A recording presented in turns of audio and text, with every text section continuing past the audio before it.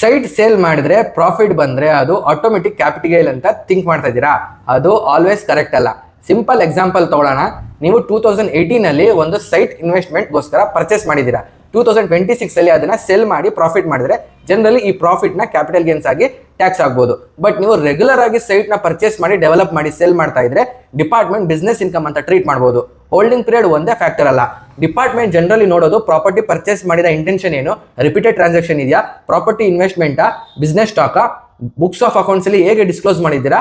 So investment purpose ಇಂದ hold ಮಾಡಿದ property sale ಆದ್ರೆ ಕ್ಯಾಪಿಟಲ್ ಗೇನ್ಸ್ ಆಗುವ ಪಾಸಿಬಿಲಿಟಿ ಜಾಸ್ತಿ ಇರುತ್ತೆ. ಟ್ರೇಡಿಂಗ್ ಪರ್ಪಸ್ ಇಂದ ಪ್ರಾಪರ್ಟಿ ಪರ್ಚೇಸ್ ಮಾಡಿ ರೆಗ್ಯುಲರ್ಲಿ ಸೇಲ್ ಮಾಡಿದ್ರೆ ಬಿಸ್ನೆಸ್ ಇನ್ಕಮ್ ಆಗುವ ಪಾಸಿಬಿಲಿಟಿ ಜಾಸ್ತಿ ಇರುತ್ತೆ.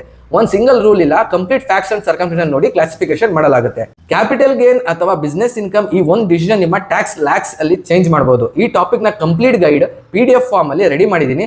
ಬಿಸ್ನೆಸ್ ಅಂತ ಕಮೆಂಟ್ ಮಾಡಿ PDF ಕಳಿಸ್ತೀನಿ.